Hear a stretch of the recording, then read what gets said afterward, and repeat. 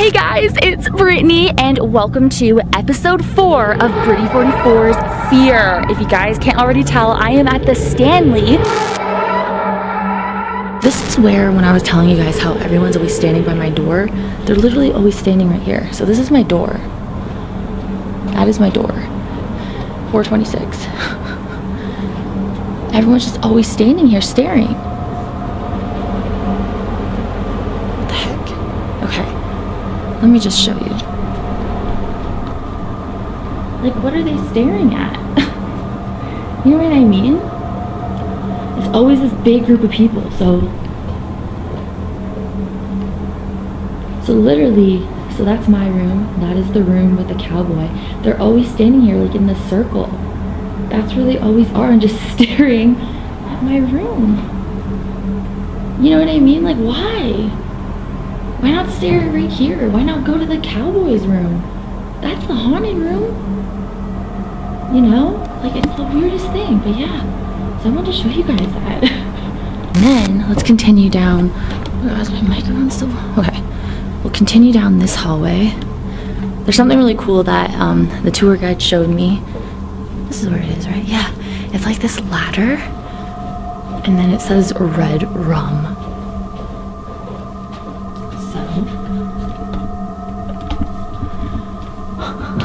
There you go. It goes up there. And there's red rum. Volume focus. Come on, focus.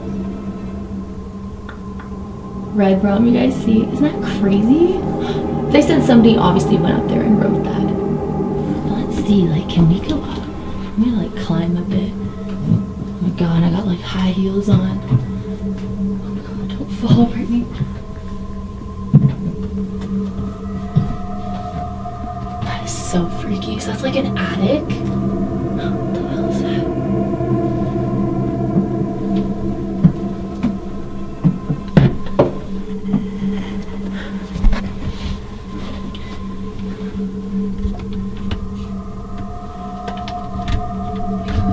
Drop my camera. So now I'm sitting up here. This would actually be a really good hiding spot too, because nobody can see. It's creepy, but yeah, let's go back to Red Room. It's so scary. But yeah, this hotel is just so amazing. Oh crap, it's gonna be hard for me to come down. Hold on. Literally all I packed for this trip is high heels. This is what it looks like coming down, so.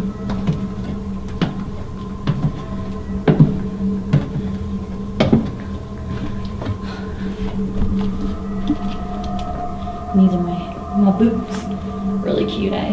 But let's continue down here. So it's just so awesome. You know what this hotel reminds me of? Do you guys remember the Marshall House in Savannah, Georgia? I always said it reminded me of the Stanley.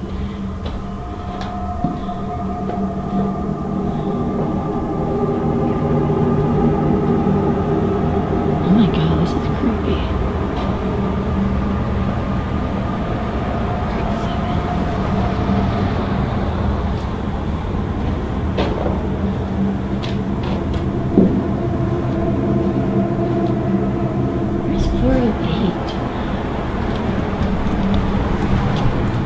408 is one of the creepy rooms. That's 407. One of, like, the most haunted rooms.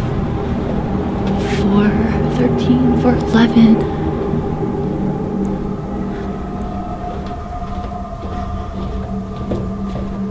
405. 415. Did I walk by it? 417. 403. 401.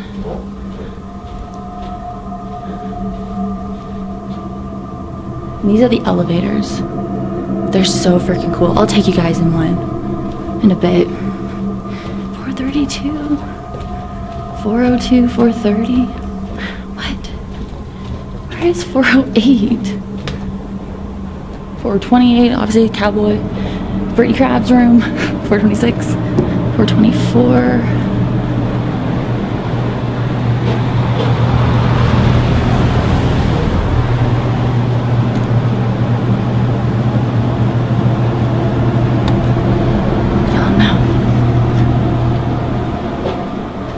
This hallway just gives me the heebie-jeebies. 406, 420. The heck is 408? 408, it's right here.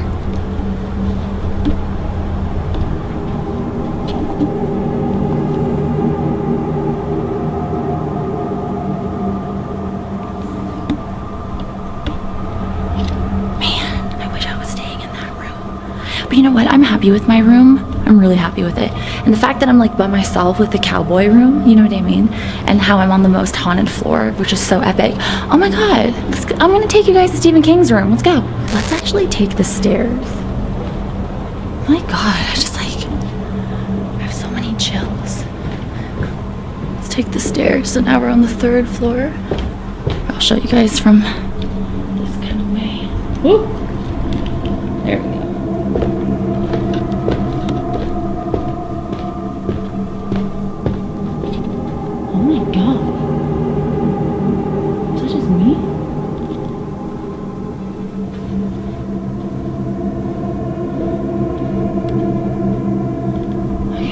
Go down another, because it's on Stephen King is 217.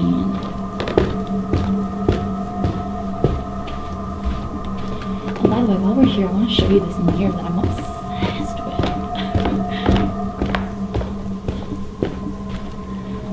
with. Love this mirror. Oh my God. Little OOTD. Hi. Oh, hello. My cute boots. Stanley Hotel hoodie that I got, which I'm obsessed with. This is really cute. But yeah, I'm like obsessed with this mirror. Anytime I come down here in my outfit, I'm always like checking it out. Like, oh my God, look at that. But okay, 217 this way, I think.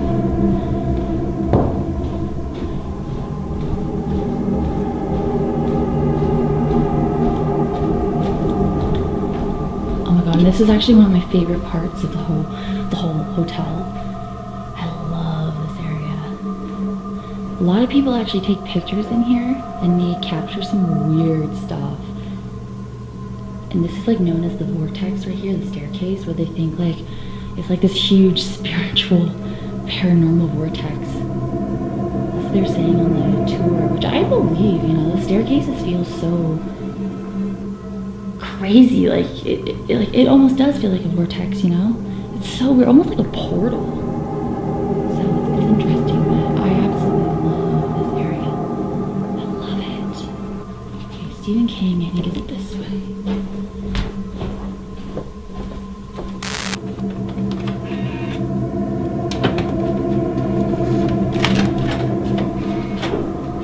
Okay. So I just opened the door.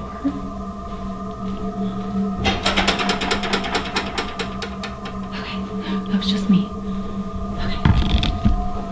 So I think Stephen King is this way. Yeah. There's another mirror too. Yeah. This is Stephen King's room. And I can hear people in there. Of course, there's a 6-month wait to get into that room. So there's people constantly staying there. I can hear them talking. So I'll just show you the room though. There it is right there. Stephen King's room.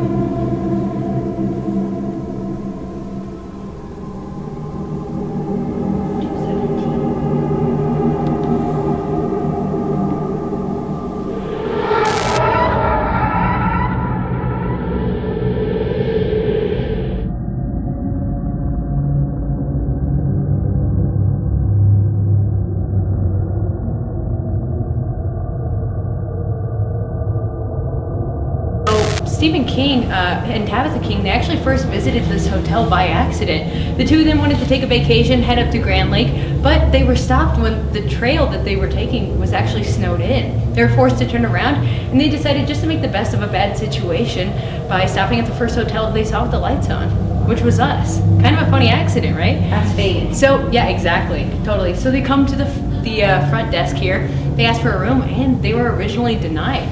You see, folks, when they came to visit, it was September 30th, and we were still a seasonal hotel, and this was the last day of our summertime season. So there's really only a handful of staff here who were going to lock up the doors and leave the very next day. Yeah, so they decided to put them in the only room that was available because, you know, they asked and asked, please just set us up somewhere in this hotel. And the only room that was available was our infamous room 217. It was the only room with clean towels and clean sheets, which again is kind of a funny accident. So the two of them head upstairs, they unpack everything, and they join the rest of the employees for a meal that had been prepared in the other room, just right next door. Tabitha King, after this meal, she's beat. She wants to head to bed. And afterwards, Stephen King, he decides to explore the hotel. You see, he wanted to have a little bit of inspiration because at the time he was actually suffering from writer's block. He'd already written Carrie and Salem's Lot, which met a lot of critical acclaim, but everything he had submitted to his publisher up until this point was all rejected. So he thought maybe a creepy hotel just might do the trick to get those creative juices flowing. He makes his way to this bar here, which one of the things that we used to have in this room was a U-shaped bar that would come out to the middle of the room. Again, it's something we had to sell over the years to make ends meet. And Stephen King meets our bartender. He puts a 20 down on the counter and asks, hey man, what's this gonna get me? He says, your money is no good here.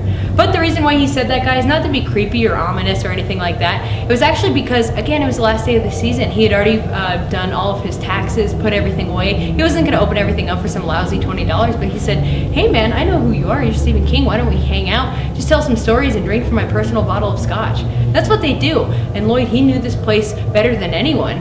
He told Stephen King some of the same stories that I'm telling you guys. So after this, he has a head full of stories. Stephen King decides to go to 217 to retire for the evening. But before doing so,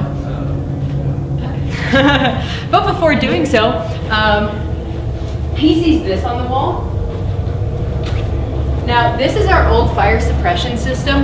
There used to be a nice black handle on the one upstairs, but when we go up there and see that one, someone actually cut the handle off of that one because people suck and people have sticky fingers.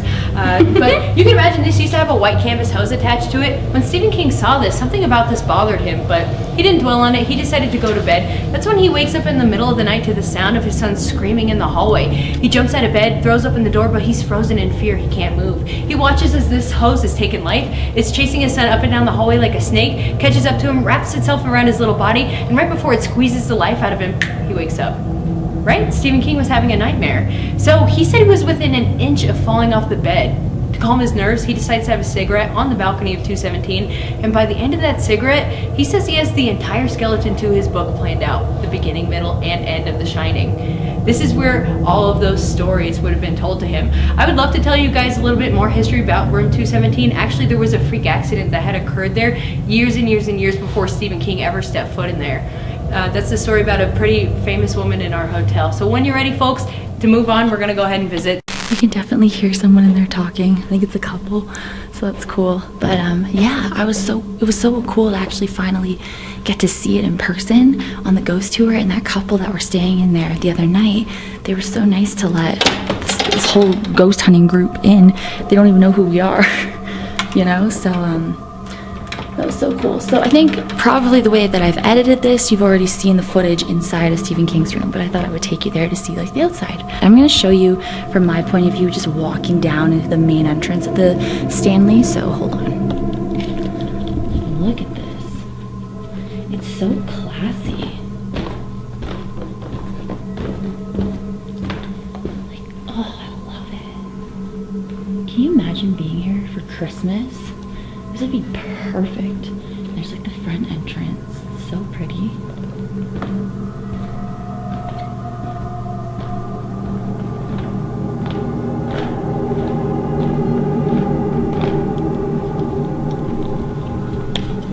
Ooh, there's that side. Over here. They always got a fire going as well. It's really nice. And it's so weird because I was literally saying it looks like Christmas. Look at all the lights. See all the lights everywhere? Like, it's so pretty. All the lights. Christmas time. Not even Halloween yet. Well, it's Halloween in like a few days. But like, oh, there's the Stanley. Now I'm in the hedge maze. Should really bring like my night vision out here. Look at it, it's so pretty. It looks so haunted, like I'm living. So this is the elevator. I freaking love it, but there's not enough floors, guys. Wait, I didn't even press the button. How did it know to take me to 4?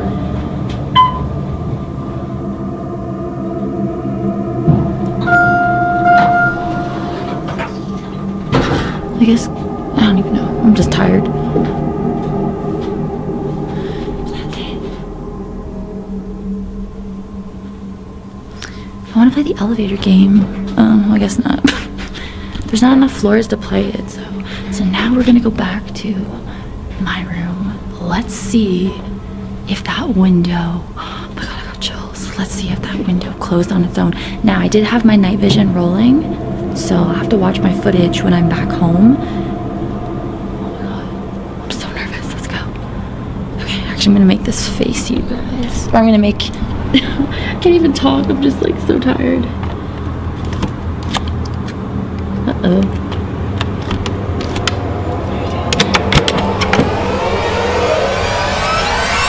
Holy crap, for a second I thought, the heck? For a second it was just my shirt. I thought it was closed. Okay, well, I just closed it, so I'll have to watch my footage back. Is it still recording? Oh, stop recording. No!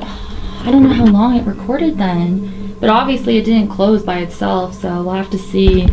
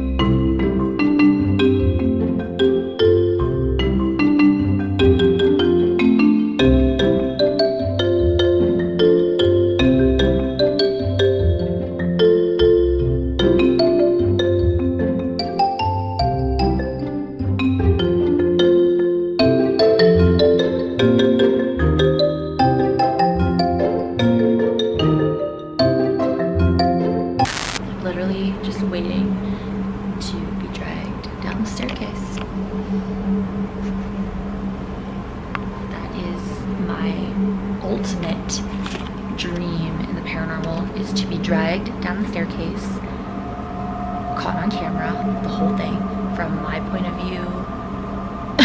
Of course, like, I just want to be like, you know, filming it from this way. Like, ah! That's what I want. Also, you guys know my goal is to get a table to levitate on camera. So table levitation, or any kind of levitation, and being dragged down the stairs, even dragged down the hallway, like, oh my god, can you imagine? Literally. If there's anyone here that wants to, I want you to grab my foot and pull me down the staircase. If there's anybody here, any spirits, the cowboy, anybody, the children, if you want to play games, I would absolutely love it if you could pull me down these stairs. Or try.